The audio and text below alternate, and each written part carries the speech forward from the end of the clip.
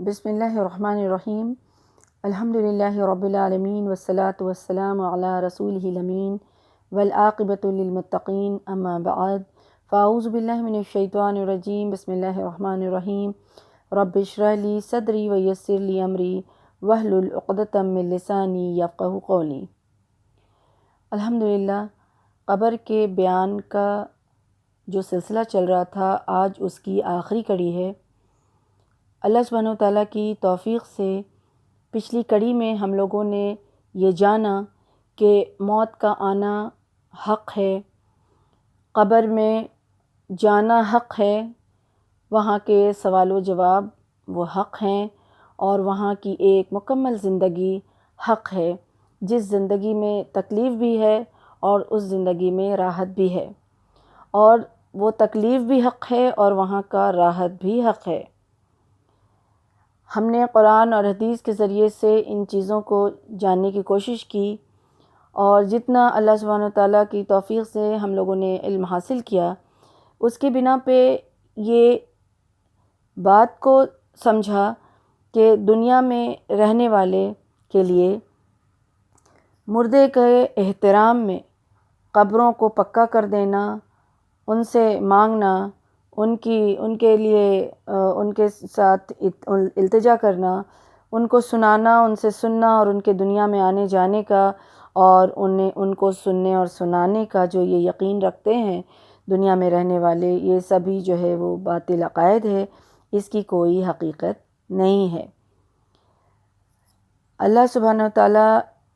نے جو قرآن میں اور رسول اللہ صلی اللہ علیہ وسلم کے فرمان سے جو ہم لوگوں کو موت کی سختیوں کے بارے میں اور اس کے بعد قبر کے عذاب کے بارے میں اور اس کی حقیقت جو ہم لوگوں کو پتہ چلی، اور اس کے بعد یہ بھی پتہ چلا کہ قبر میں آسانیاں بھی ہیں، راحت بھی ہے، تو اس لیے اس سختی اور اس تکلیف کو جاننے کے بعد ایسا ایمان والے کا طریقہ نہیں ہوتا ہے کہ وہ اپنے آپ کو اس سے غافل کر لیں اور وہ پھر اس سے غفلت برت کر کے اس پر دھیان نہ دیں، بلکہ موت کی تکلیف ہو یا دوسری کوئی بھی تکلیف ہو، تو موت کی تکلیف تو مومن کے گناہوں کا کفارہ بنتی ہیں، اور موت مومن کے لیے تحفہ کہا گیا ہے۔ اس کے بارے میں حضرت عائشہ رضی اللہ عنہ فرماتی ہیں کہ رسول اللہ صلی اللہ علیہ وسلم نے فرمایا کہ مومن کو جب کانٹا بھی چبھتا ہے یا اس سے بھی کوئی کم درجے کی تکلیف اس کو پہنچتی ہے، تو اللہ سبحانہ وتعالیٰ اس کا ایک درجہ بلند کر دیتے ہیں اور ایک گناہ مٹا دیتے ہیں۔ ترمذی شریف کی حدیث کا مفہوم ہے یہ۔ اور دوسری حدیث میں یہ آتا ہے کہ حضرت ابو سعید خدری رضی اللہ عنہ کہتے ہیں کہ رسول اللہ صلی اللہ علیہ وسلم نے فرمایا، مومن کو جب بھی کوئی مصیبت، غم یا دکھ پہنچتا ہے، یہاں تک کہ فکر جو اسے پریشان کرتی ہے، اس کے سبب اللہ سبحانہ وتعالیٰ مومن کے گناہ مٹا دیتے ہیں۔ سبحان اللہ۔ اور دوسری ایک حدیث کا مفہوم ہے، اس میں روایت یہ ہے کہ نبی کریم صلی اللہ علیہ وسلم نے فرمایا کہ جب کسی آدمی کو بیماری بری طرح پچھاڑ دیتی ہے تو اللہ سبحانہ وتعالیٰ اسے اس بیماری کی وجہ سے گناہوں سے پاک کر کے دنیا سے اٹھاتے ہیں۔ سبحان اللہ۔ تو یہ ساری خوشخبری کس کے لیے ہے؟ ان لوگوں کے لیے ہے جو مومن ہیں، جو دنیا میں تکلیف کے ملنے پر صبر سے اللہ سبحانہ وتعالیٰ سے دعا کرتے ہوئے وسائل اختیار کرتے ہیں، اس سے بچنے کا جو حلال طریقہ ہے اس کو اختیار کرتے ہیں، اور جو حکم ہے وہ کرتے ہیں۔ اس کے علاوہ پھر جو کرنے کی سب سے بڑی چیز ہوتی ہے وہ ہے اللہ پر یقین، اللہ پہ اعتماد، اللہ پہ بھروسہ، اور پھر اللہ کی مرضی پر راضی رہنا، اور دوسروں کو اس چیز کی شکایت نہ کرنا، کیونکہ لوگوں سے اس کا ذکر کرنا کہ وہ اس کا کچھ بھی نہ کرنے والا ہو، تو پھر ایسے میں وہ اللہ کی شکایت ہوتی ہے۔ تو جو مومن بندہ اپنے اللہ سبحانہ تعالیٰ کی شکایت کسی سے نہیں کرتا ہے، اور اس سے کوئی بھی تکلیف پہنچتی ہے اور اس پر وہ راضی رہتا ہے، اور اس تکلیف کو دور کرنے کی کوشش وہ وسائل اختیار کرتا ہے، اور اس کے بعد پھر اللہ سبحانہ تعالیٰ پہ بھروسہ کرتا ہے، اللہ کی مرضی پہ راضی رہتا ہے۔ تو ایسے لوگوں کے لیے تکلیف بھی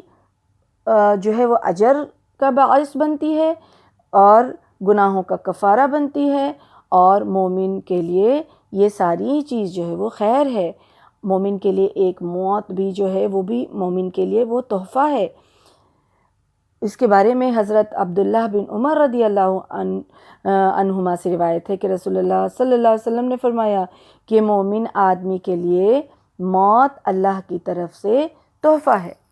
اب اس کو رسول اللہ صلی اللہ علیہ وسلم نے تحفہ کیوں فرمایا؟ موت، جبکہ موت کے وقت میں تکلیف بھی ہوتی ہے، تو موت کو تحفہ کیوں فرمایا؟ اس کے بارے میں حضرت ابو قتادہ رضی اللہ عنہ سے روایت ہے کہ رسول اللہ صلی اللہ علیہ وسلم کے سامنے ایک جنازہ گزرا، تو آپ صلی اللہ علیہ وسلم نے ارشاد فرمایا، آرام پانے والا ہے یا آرام دینے والا ہے؟ صحابہ کرام رضی اللہ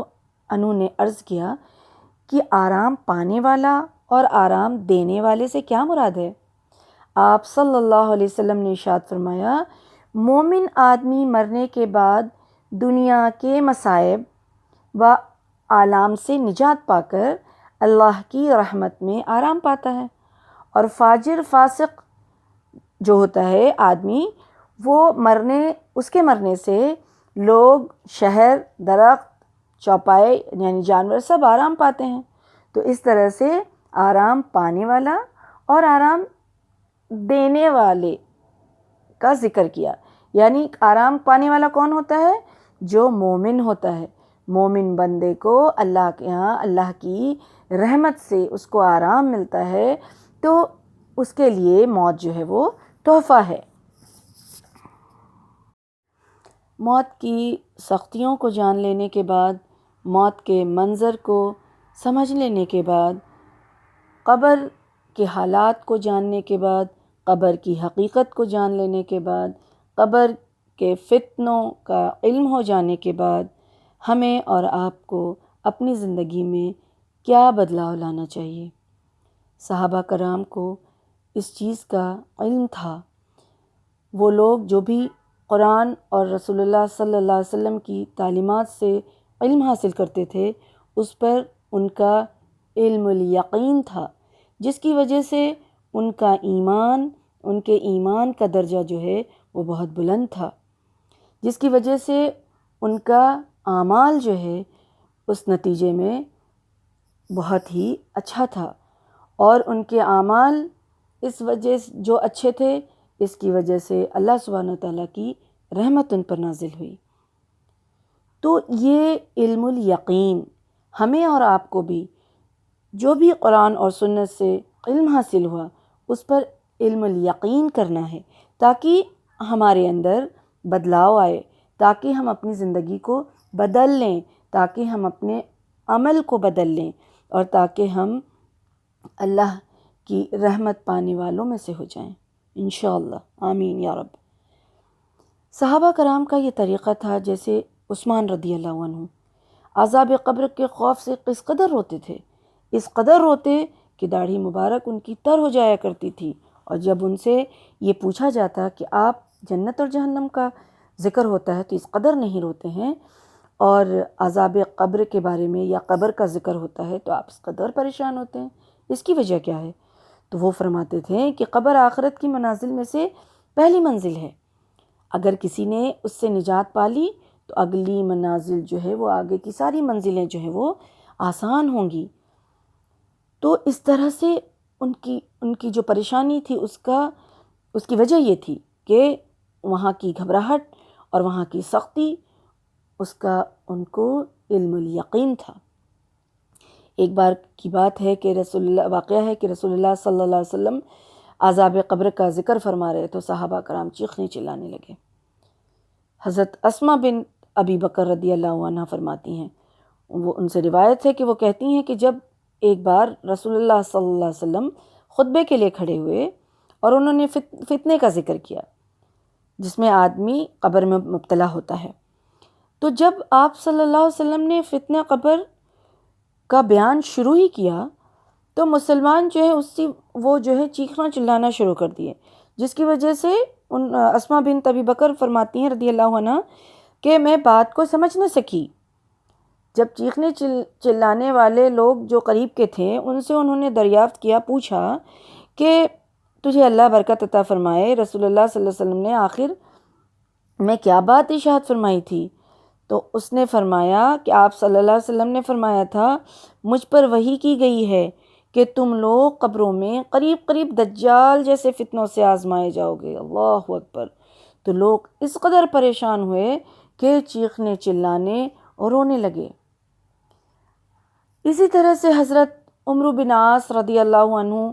کے بارے میں آتا ہے کہ قبر کے سوال جواب سے وہ اس قدر ڈرتے تھے اور اس ڈر کی وجہ سے انہوں نے یہ وصیت فرمائی تھی اپنی اولاد کو کہ میری تدفین کے بعد میری قبر سے جلدی نہ جانا، میری قبر کے پاس سے جلدی نہ جانا، دیر تک ٹھہرنا اور دیر تک ٹھہر کر دعا کرنا، دیر تک ٹھہر کر کے دعا کرنا. اور کتنی دیر تک کہ کہا کہ خوب اچھی طرح سے مٹی ڈالنا اور اتنی دیر تک دعا کرنا، اتنی دیر تک کھڑے رہنا جتنی دیر میں ایک اونٹ کو ذبح کیا جاتا ہے اور اس کے گوشت کو تقسیم کیا جاتا ہے، تاکہ میرے دل کو تسلی رہے کہ مجھے پتہ چل جائے کہ میں اپنے رب کے بھیجے ہوئے فرشتوں کو کیا جواب دیتا ہوں. تو اس وقت تک دعا کرنے کا حکم انہوں نے دیا اور یہ جو ہے انہوں نے اپنی اولاد کو وصیت کی کہ اس وقت تک کھڑے ہو کے دعا کرنا. یہ خوف ان کے دل میں، اور یہ خوف ان لوگوں کے دل کی حالت بیان ہو رہی ہے جو مومن ہیں، جن کے نیک ہونے کی جو ہے تصدیق رسول اللہ صلی اللہ علیہ وسلم نے کی، جن کے مومن ہونے اور جن کے جنتی ہونے کی بشارت رسول اللہ صلی اللہ علیہ وسلم نے دی. ان کی کیفیت یہ ہے. حضرت ابو ہریرہ رضی اللہ عنہ موت کے وقت جو ہے وہ زار و قطار رونے لگے. تو ان سے پوچھا گیا کہ کیا دنیا کو چھوڑنے کی وجہ سے آپ رو رہے ہیں؟ تو انہوں نے کہا کہ نہیں، میں تو اس لیے رو رہا ہوں کہ جو ہے میرا جو یہ سفر ہے وہ تو بہت طویل ہے، بہت لمبا سفر ہے، اور میرے پاس جو زاد راہ ہے وہ بہت ہی قلیل ہے. یعنی میرے پاس نیکیاں بہت کم ہیں. ان کو اپنی نیکی بہت کم لگ رہی تھی کہ میری نیکیاں بہت کم ہیں، اور مجھے پتہ نہیں کہ اس سفر میں جس کا جو منزل جو ہے جنت یا جہنم ہے، تو پتہ نہیں مجھے جنت ملے گا یا جہنم ملے گا، پتہ نہیں میرا مقام کون سا ہوگا. اس خوف سے وہ رو رہے تھے. اور اسی طرح سے قبر کی یاد سے حضرت مالک بن دینار کے بارے میں آتا ہے کہ وہ اس قدر روئے کہ بے ہوش ہو گئے. اور ان کا کہنا تھا، وہ فرماتے تھے کہ تعجب ہے اس شخص پر جو جانتا ہے جس کو علم ہے کہ موت جو ہے اس کا انجام ہے، یعنی زندگی کے بعد موت آنی ہے، برحق ہے، اس سے کوئی اس کو ٹال نہیں سکتا ہے. جس کو اس چیز کا علم ہے اور قبر اس کا ٹھکانہ ہے، جو یہ جانتا ہے جو شخص، اس کے باوجود، یہ جاننے کے باوجود اس دنیا میں کیسے وہ قرار حاصل پاتا ہے اور وہ کیسے سکون کی زندگی بسر کر رہا ہے. اور ان کو اس چیز کا تعجب ہوتا تھا، اور وہ اس قدر روتے ہیں، راوی کہتے ہیں کہ وہ اس قدر روتے کہ روتے روتے وہ بے ہوش ہو جایا کرتے تھے. اللہ اکبر. تو یہ خوف اب اس خوف کے بعد، یہ تو خوف ان لوگوں کا ہے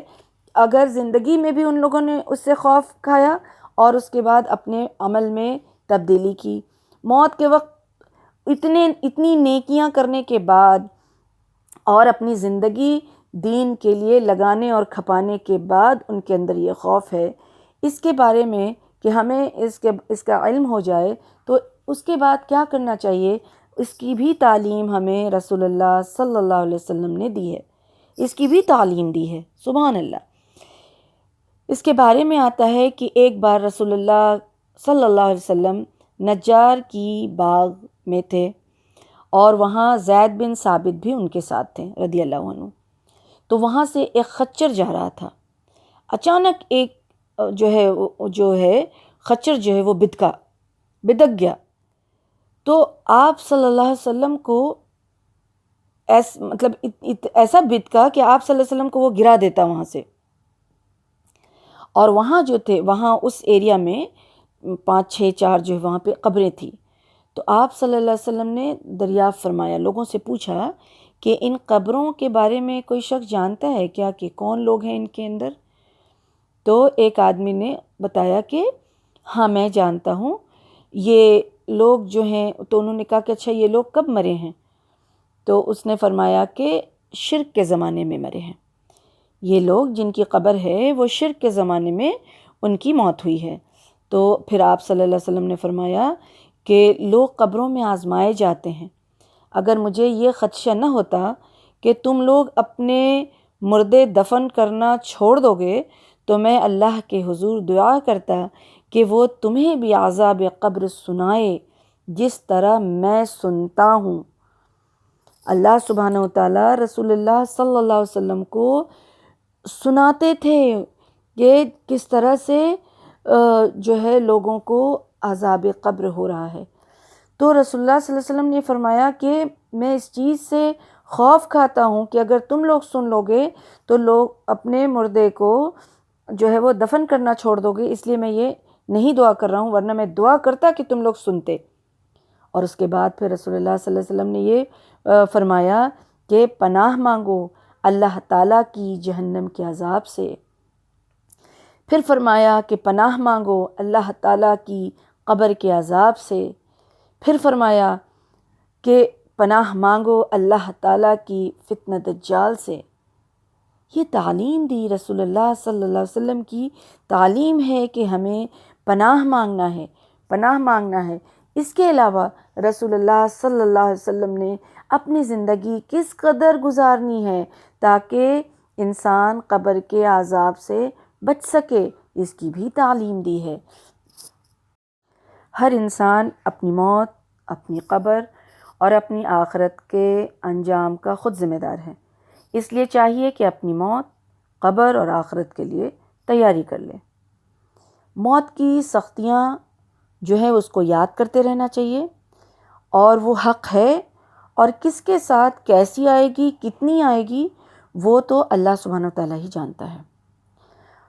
سنن ابن ماجہ میں آتا ہے کہ رسول اللہ صلی اللہ علیہ وسلم فرماتے ہیں کہ جو سب سے زیادہ افضل مومن ہے، یعنی مومنوں میں افضل مومن وہ ہے جو موت کو سب سے زیادہ یاد کرتا ہے۔ اور اس کے بعد مزید فرمایا کہ مومنوں میں عقل مند مومن وہ ہے، یعنی سب سے زیادہ عقل مند اور سمجھدار وہ ہے جو آخرت کی تیاری کرے، یعنی دنیا میں رہ کر کے عقل مند اور سمجھدار مومن وہ ہے جو دنیا میں رہ کر کے آخرت کی تیاری کر لے، آخرت کی فکر کر لے۔ اللہ سبحانہ وتعالیٰ سے دعا ہے کہ اللہ سبحانہ وتعالیٰ ہمیں اور آپ کو بھی ایسے لوگوں میں شامل کر لے، آمین یا رب العالمین۔ صحیح الجامع میں آتا ہے کہ رسول اللہ صلی اللہ علیہ وسلم نے فرمایا، اس تیاری سے متعلق یہ فرمایا کہ دیکھو لوگو، تم اللہ سے حیا کرو، اللہ سے شرم کرو۔ تو صحابہ کرام نے فرمایا کہ ہم تو اللہ سے شرم کرتے ہیں۔ تو انہوں نے کہا کہ ایسا نہیں ہے، اللہ سے حیا کرنے کا جیسا کہ حق ہے، یعنی تم اپنے سر کی حفاظت کرو، اپنے دونوں ٹانگوں کے بیچ یعنی اپنے شرمگاہ کی حفاظت کرو، اور موت کی یاد اس کے بعد تم کو آ جائے، یعنی یہ 3 چیز بتایا، تو یعنی کہ تم حیا کر رہے ہو۔ تو یہ 3 کام، سر کی حفاظت کا مطلب کیا ہے؟ سر کی حفاظت یعنی سر میں دماغ ہوتا ہے، برین ہوتا ہے، آنکھ ہے، زبان ہے، یہ ساری چیز سر میں آتی ہے۔ تو ان سے اچھی اور حلال چیزیں دیکھو، اچھی اور حلال اور جائز اور ذکر کی بات کرو، ویسی باتیں کرو، ویسی چیزیں دیکھو جو اللہ کو پسند ہے، جو اللہ کو راضی کرتی ہے۔ دماغ جو ہے تمہارے پاس، اس سے وہ کام لو، اس سے وہ کام کرو، اس سے وہ سوچو، اس سے وہ غور و فکر کرو جو اللہ کو راضی کرنے والی ہے، جو اچھی ہے، جو حلال ہے، جو حدود میں ہے، جس سے اللہ راضی ہوتا ہے۔ ایسی چیزوں کو سوچو، ایسی چیزوں کو دیکھو، ایسی چیزیں زبان سے نکالو، اور دونوں ٹانگوں کے درمیان یعنی کہ شرمگاہ، یعنی کہ جس سے پیٹ کے اندر جو داخل ہوتا ہے، یعنی کہ حلال چیز۔ اب سر میں وہ منہ بھی آ جاتا ہے، یعنی حلال لقمہ کھاؤ،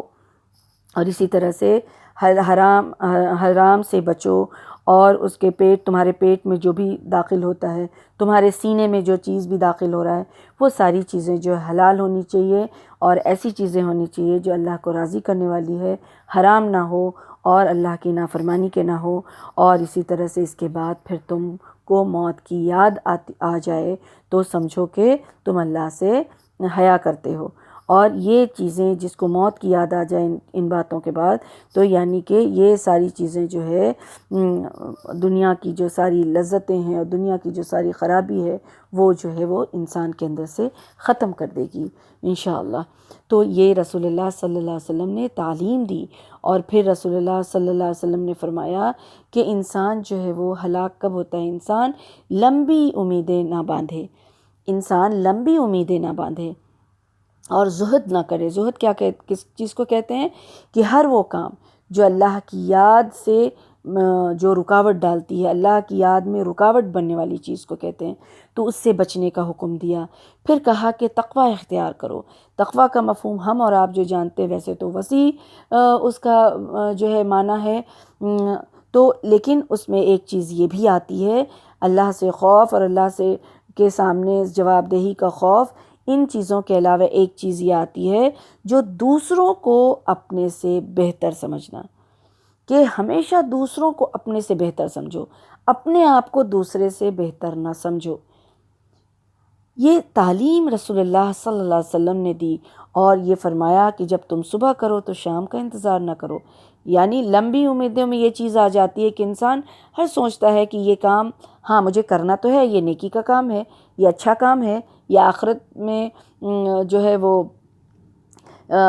کامیاب ہونے والے کا کام ہے، اللہ کو راضی کرنے والا ہی کام ہے، لیکن آج سے نہیں شام سے کریں گے، ابھی سے نہیں شام سے کریں گے، آج سے نہیں کل سے کریں گے، اس بار نہیں نیکسٹ ٹائم کریں گے۔ تو یہ ساری چیزیں جو ہے چھوڑ دو اور لمبی امیدیں نہ باندھا کرو۔ جو تمہیں موقع ملتا ہے، جب موقع ملتا ہے، فوراً ہی کر لیا کرو، لپک لیا کرو۔ لمبی امیدیں اور بخل انسان کو ہلاک کر دے گی۔ رسول اللہ صلی اللہ علیہ وسلم نے کیا فرمایا ہے کہ لمبی امیدیں اور بخل انسان کو ہلاک کر دے گی۔ بخل کیا ہے؟ ایک وہ بخل ہے جو ہم اور آپ جانتے ہیں، اور ایک وہ بخل ہے جو یہ ہے کہ ہر وہ نعمت اللہ سبحانہ وتعالیٰ نے جو بھی نعمت بخشی ہے جس سے امت کو فائدہ ہو سکتا ہے، اس کو خرچ نہ کرنا، اس کو خرچ نہ کرنا۔ کیونکہ بخل نام سنتے ہی ہم اور آپ کیا سمجھتے ہیں؟ کہ پیسوں کا خرچ نہ کرنا، پیسوں کا صحیح استعمال نہ کرنا، وہ بھی بخل ہے۔ لیکن یہاں کس بخل کے بارے میں رسول اللہ صلی اللہ علیہ وسلم فرما رہے ہیں؟ کہ ہر وہ نعمت اللہ سبحانہ وتعالیٰ نے جو بھی تمہیں دی ہے، تمہیں اچھی صلاحیت دی ہے بولنے کی، تمہیں اچھی صلاحیت دی ہے سمجھانے کی، تمہیں اچھی علم کی صلاحیت دی ہے، تمہیں لکھنے کی صلاحیت دی ہے، تمہیں بات پہنچانے کی صلاحیت دی ہے، تمہیں خدمت کرنے کی صلاحیت دی ہے، تمہیں بہت ساری چیزیں ہیں جو نیکی کمانے کا ذریعہ ہے، بہت ساری نعمت ہے جو نیکی کمانے کا ذریعہ ہے۔ تو اس کے بارے میں فرمایا کہ اس کو خرچ نہ کرنا جو امت کو فائدہ ہو، یعنی دوسروں کو فائدہ پہنچانے کے لیے ان صلاحیتوں کا، ان باتوں کا، ان چیزوں کا استعمال کرنا، یعنی ہمارے اندر جو ہے اس سے دوسروں کو فائدہ پہنچے۔ اگر ہم ایسا نہیں کرتے ہیں، دوسروں کو فائدہ نہیں پہنچاتے ہیں، تو یعنی کہ ہم بخل کر رہے ہیں، اور یہ چیزیں انسان کو ہلاک کر دینے والی چیزیں ہیں۔ اور اس کے بارے میں ابن قیم رحمۃ اللہ علیہ فرماتے ہیں کہ مال کا بخل تو وہ کر سکتا ہے نا، کہ جس کے پاس مال ہو وہ مال کا بخل کرے گا، جس کو صلاحیت ہو وہ بخل کرے گا، لیکن یہ بخل جو ہے غریب ہی کرتا ہے، کیونکہ اکثر غریب ہی زیادہ صلاحیت والے ہوتے ہیں، صلاحیت والے ہوتے ہیں، عقل، سمجھ، قوت اور بہت ساری نعمتیں جو ہوتی ہے جس کو انسان نظر انداز کر کے بیٹھتا ہے اور پھر اس سے بخل کرتا ہے، تو اس کے بارے میں کہا گیا کہ اس سے بچو، ورنہ وہ ہلاک کر دینے والی چیز ہے۔ اور اگر دیکھا جائے، مال ایسی چیز ہے کہ مال کی محبت، مال کے پیچھے جو نہیں پڑتا ہے، جو انسان مال کے پیچھے نہیں پڑتا ہے، وہی انسان بہت بڑا بڑا کام دنیا میں کر لیتا ہے، دنیا میں رہ کر کے بہت بڑا بڑا کام کر لیتا ہے، جو مال کے پیچھے بھاگتا نہیں ہے، مال کے پیچھے بھاگتا نہیں ہے۔ اور ایک بار اسی طرح سے حسن بصری رضی اللہ عنہ کا ہے واقعہ کہ انہوں نے اپنے شاگرد کو کہا کہ جا کے مسجد میں دیکھو تو پہلی صف میں، دوسری اور تیسری صف میں کون لوگ ہیں؟ تو ان کے شاگرد گئے اور وہ دیکھ کے انہوں نے بتایا کہ وہ لوگ ہیں جو غریب اور فقراء ہیں، یعنی کہ پہلی دوسری صف میں جو لوگ بیٹھے ہیں وہ غریب اور فقراء ہی بیٹھے ہیں۔ تو انہوں نے فرمایا کہ بیٹا جانتے ہو قیامت کے دن بھی یہی اسی طرح کی صفیں بنیں گی، وہاں بھی ان کے لیے اسی طرح سے صفیں ہوں گی، اور اسی طرح سے یہ قیامت کے دن جنت میں جانے والوں میں پہلی صفوں میں ہوں گے، پہلی اور دوسری صفوں میں ہوں گے۔ جس طرح سے آج یہ نیک کام میں اور عبادت کے اس میں جو ہے وہ آگے ہیں سب سے، اللہ کے نزدیک وہی ہوگا، کیونکہ آج یہ نزدیکی پانا چاہ رہے ہیں، اللہ کے قریب ہونا چاہ رہے ہیں، تو قیامت کے دن جو آج ہر نیک کام میں، قیامت کے دن آج دنیا میں جو ہر نیک کام میں اول ہے، اگلی صف میں ہے، پہل کرنے والا ہے، وہ آخرت میں بھی ویسے ہی اگلی صف میں ہوگا اور ویسے ہی پہلے جنت میں جانے والا ہوگا۔ تو دنیا میں کرنے کا کیا پتہ چلا کہ نیک کام میں چاہے وہ عبادت ہو، چاہے وہ اللہ کا حق ہو، چاہے وہ بندوں کا حق ہو، ہر طرح کے نیک کام میں اول رہنا، پہلی صف میں کھڑے ہونا اس کے لیے، اور اس کے لیے دوڑ جانا، فوراً ہی اس کے لیے لبیک کہنا، ایسے لوگ کے لیے جنت میں جو ہے وہ لوگ جو ہیں، ویسے لوگ جو ہیں ان کے لیے وہاں بھی صفیں جو ہے وہ اول صف میں وہاں بھی رہیں گے ایسے لوگ جنت میں۔ اور جو تیاری کرنے کے لیے کہا گیا ہے کہ موت کی اور قبر کی، اور یہ جو تیاری کا جو طریقہ ہے، اس طریقے میں یہ آتا ہے کہ دنیا میں جو بھی کام کرے انسان، وہ رب کی مرضی پر کرے، رب کے بتائے ہوئے طریقے پر کرے۔ جو بھی کام سے مراد یہاں یہ ہے کہ ہمارا کھانا پینا، اٹھنا بیٹھنا، اور ہماری عبادت، ہمارے معاملات جو بھی ہیں، ہم چاہے وہ نوکری پیشہ ہوں، ہم چاہے تجارت پیشہ ہوں، ہم چاہے چھوٹی سی دکان چلاتے ہوں، ہم چاہے بہت بڑا شو روم چلاتے ہوں، اگر ہم اللہ کی مرضی پر یعنی اللہ کے بتائے ہوئے طریقے پر کرتے ہیں تو وہ ساری چیزیں عبادت میں کاؤنٹ ہوگی انشاءاللہ۔ انشاءاللہ وہ ساری چیز عبادت میں کاؤنٹ ہوگی، اور پھر ہمارے لیے وہ نجات کا ذریعہ بنے گی۔ اسی طرح انسان کو کرنے کا کام یہ بتایا گیا ہے کہ گناہوں سے ہر وقت انسان توبہ کرے۔ ہر وقت توبہ کرنے کے مفہوم سے کیا سمجھ میں آتا ہے؟ یہ بات سمجھ میں آتی ہے کہ کسی بھی وقت چلتے پھرتے اٹھتے بیٹھتے ہر وقت توبہ کا دروازہ ہر وقت کھلا ہے، توبہ کا دروازہ ہر وقت کھلا ہے۔ انسان کو چاہیے، ایک مومن بندے کو چاہیے کہ ہر وقت اللہ سبحانہ تعالیٰ کی بارگاہ میں توبہ اور استغفار کرتا رہے، اور تب تک کرتا رہے جب تک کہ موت کی غرغراہٹ جو ہے اس کو وہ نہ دیکھ لے۔ یعنی جب انسان موت کے قریب ہوتا ہے اور اس کی بولی جو ہے وہ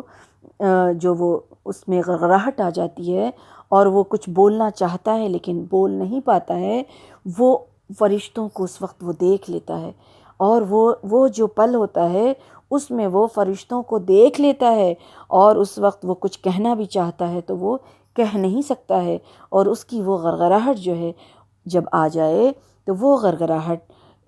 کے بعد پھر موت کا دروازہ بند ہوتا ہے۔ یعنی اس وقت اب اس کی توبہ قبول نہیں ہوگی، اس کے پہلے تک انسان جو ہے وہ اللہ کے حضور جو ہے وہ توبہ کرتا رہے، اور یہ کرنا چاہیے۔ زندگی کے ہر لمحے کو استعمال کرنا چاہیے، زندگی کے ہر لمحے کو استعمال کرے، ضائع نہ کرے، اور موت کو یاد کرے، آخرت کو یاد کرے، اور اس سے یہ ہوگا کہ دل میں نرمی آئے گی، دل میں نرمی آئے گی۔ اور اسی طرح سے موت کو یاد کرنا، اس کے لیے اگر وہ جو موت شدہ شخص ہے اس کو یاد کرتا ہے، یا پھر قبرستان جا کر کے موت شدہ شخص کو یاد کرتا ہے، یعنی قبرستان جاتا ہے، تو آخرت کو یاد کرنے کے لیے جائے، دل کو نرم کرنے کے لیے جائے، آنکھوں سے آنسو جو جاری ہوتے ہیں جس کی وجہ سے دل اس کا ڈرتا ہے، اس وجہ سے جائے اور وہاں غلط بات نہ کرے، تو دنیا کی رغبت اس کے اندر سے ختم ہوگی، اور وہ پھر آخرت کے رستے پر، آخرت کے جو کامیابی کا جو رستہ ہے اس رستے پر انشاءاللہ انسان جو ہے وہ چلے گا۔ ابن حبان میں آتا ہے کہ رسول اللہ صلی اللہ علیہ وسلم نے فرمایا ہے کہ موت کے خوف سے تیاری میں لگ جائے کوئی انسان تو اس کے ایمان کی علامت ہے، اس کے ایمان کی علامت ہے کہ وہ موت کے خوف سے اس کی تیاری میں لگ گیا، یعنی اس کے اندر ایمان باقی ہے۔ اور موت کی یاد جو ہے وہ دل کے سختی کو ختم کر دیتی ہے، تو جب دل سخت نہیں رہتا انسان کا، نرم رہتا ہے، تو اس کے اندر اچھی چیزیں داخل ہوتی ہیں۔ تو موت کے تیاری کرنے والوں کے لیے دنیا جو ہے وہ بہت چھوٹی ہو جاتی ہے، دنیا بہت حقیر ہو جاتی ہے، دنیا جو ہے، دنیا کا غم، دنیا کی تکلیف، اور دنیا کی جو مصائب ہیں، مسائل ہیں، وہ ساری چیز جو ہے اس کے نظر میں چھوٹی ہو جاتی ہے، اور اس کا مقابلہ وہ بڑے آسانی کے ساتھ کر سکتا ہے۔ اس کے علاوہ ابو ذر رضی اللہ عنہ نے نصیحت فرمائی کہ وحشت قبر سے بچنے کے لیے کہ لوگوں، میں تمہارا خیر خواہ ہوں، تم سب سے میں شفقت رکھتا ہوں، وحشت قبر سے بچنے کے لیے رات کی تاریکی میں نماز پڑھا کرو، یعنی تہجد کی نماز کی وصیت کی، تہجد کی نماز کی وصیت کی۔ اس کے علاوہ یہ ہے کہ ایک انسان، ایک شخص کو موت سے قبل اگر اس کو نیک عمل کی توفیق ملتی ہے تو یہ اللہ کا بہت بڑا فضل ہے۔ اور ایک اور بھی نیک عمل ہے، وہ کیا ہے کہ انسان کو موت سے پہلے اگر انسان کے پاس کوئی قابل وصیت چیز ہو تو اسے وصیت لکھ کر اپنے پاس رکھنا چاہیے۔ موت سے پہلے تو کسی انسان کو اپنے موت کی خبر نہیں ہے کہ اس کی موت کب آئے گی، اس لیے جس کے پاس بھی جو بھی قابل وصیت چیز ہے تو اس کو چاہیے کہ وصیت لکھے۔ اس کے بارے میں رسول اللہ صلی اللہ علیہ وسلم نے فرمایا ہے کہ اگر کسی شخص جو ہے اس کے پاس، کسی مسلمان کے پاس کوئی قابل وصیت چیز ہے تو اسے لکھے بغیر 2 راتیں بھی نہیں گزارنی چاہیے۔ بخاری اور مسلم دونوں میں یہ روایت آئی ہے۔ تو یہ چیزیں اس لیے ضروری ہے کیونکہ ایک انسان خود تو مومن ہے اور موت کے آنے سے وہ فتنوں سے بچ جائے گا، لیکن اس کے بعد اس کی وجہ سے، اس کی ایک غفلت کی وجہ سے لوگ فتنے میں نہ پڑے، اس کی بھی تلقین کی گئی ہے کہ وہ وصیت کرے تاکہ جو لوگ اس کے پیچھے ہیں وہ اس کی وجہ سے فتنے میں نہ پڑیں۔ کیونکہ مومن کے بارے میں کیا کہا گیا ہے کہ مومن کے لیے موت تحفہ ہے اور مومن کے لیے موت فتنوں سے اچھی ہے۔ اس کے بارے میں رسول اللہ صلی اللہ علیہ وسلم فرماتے ہیں کہ 2 چیزوں سے ابن آدم نفرت کرتا ہے، موت، حالانکہ موت مومن کے لیے فتنے سے بہتر ہے، اور مال کی کمی سے نفرت کرتا ہے، حالانکہ مال کی کمی حساب میں کمی کے لیے اچھی ہے۔ یعنی موت سے نفرت کرتا ہے، لیکن موت جو ہے وہ کس چیز سے بچاتی ہے؟ دنیا کے فتنے سے بچاتی ہے انسان کو اور ایک مومن کو۔ اور مال کی کمی سے انسان نفرت کرتا ہے، جبکہ جس کے پاس جتنا مال کم ہوگا اس کو حساب بھی اتنا ہی کم دینا پڑے گا۔ تو ان چیزوں کا اہتمام کرنا ہے اور ایک مومن کو کرنا چاہیے، اور علم حاصل کرنا، توحید پہ قائم رہنا، فرائض کا اہتمام کرنا۔ اس کے بعد جو یہ ساری چیز کچھ خاص جو پوائنٹ بتایا گیا جس کا ذکر ابھی ہوا، وہ انشاءاللہ وہ کرنا۔ اور ان سب کے علاوہ جو ہے وہ ایک چیز اور ہے، اور وہ سب سے اہم ہے، خاص ہے، اور وہ کیا ہے کہ عذاب قبر سے پناہ مانگنے کی دعائیں۔ رسول اللہ صلی اللہ علیہ وسلم نے خود بھی پناہ مانگا اور لوگوں کو بھی اس کی تلقین کی کہ پناہ مانگتے رہو۔ کوئی بھی عمل انسان کتنا بھی کوشش کر لے، لیکن جب تک اللہ کی مرضی نہیں ہو تو وہ کام نہیں ہو سکتا۔ تو ہماری کوشش کے ساتھ ساتھ اللہ کی مرضی شامل حال ہونا ضروری ہے، اور اس کے لیے دعاؤں کا کرنا جو ہے وہ بہت ضروری ہے۔ بہت ساری دعائیں مسنون دعاؤں میں ہے، سکھائی گئی ہے عذاب قبر سے اور عذاب موت کے فتنے سے اور ان چیزوں سے بچنے کے لیے۔ اور سب سے بہترین اور بہت ہی چھوٹی سی ایک دعا ہے، وہ کیا ہے؟ اللہم انی اعوذ بک من عذاب القبر ومن عذاب النار ومن فتنۃ المحیاء وممات ومن فتنۃ المسیح الدجال۔ کیا ہے اس کا معنی؟ کہ رسول اللہ صلی اللہ علیہ وسلم نے جو یہ دعا سکھائی ہے اس کا معنی کیا ہے؟ کہ یا اللہ میں تیری پناہ طلب کرتی ہوں عذاب قبر سے، عذاب جہنم سے، زندگی اور موت کے فتنوں سے اور مسیح الدجال کے فتنوں سے۔ اسی دعا کے ساتھ ہم اپنی بات کو ختم کرتے ہیں۔ اللہ سبحانہ وتعالیٰ سے دعا ہے کہ اللہ سبحانہ وتعالیٰ کی توفیق سے ہم لوگوں نے قرآن اور سنت کی روشنی میں جو موت اور قبر کے بارے میں علم حاصل کیا، اللہ سبحانہ وتعالیٰ اس کے بعد ہم لوگوں کو موت کی تیاری کرنے والوں میں شامل کر دے۔ آمین یا رب العالمین۔ وما علینا الا البلاغ۔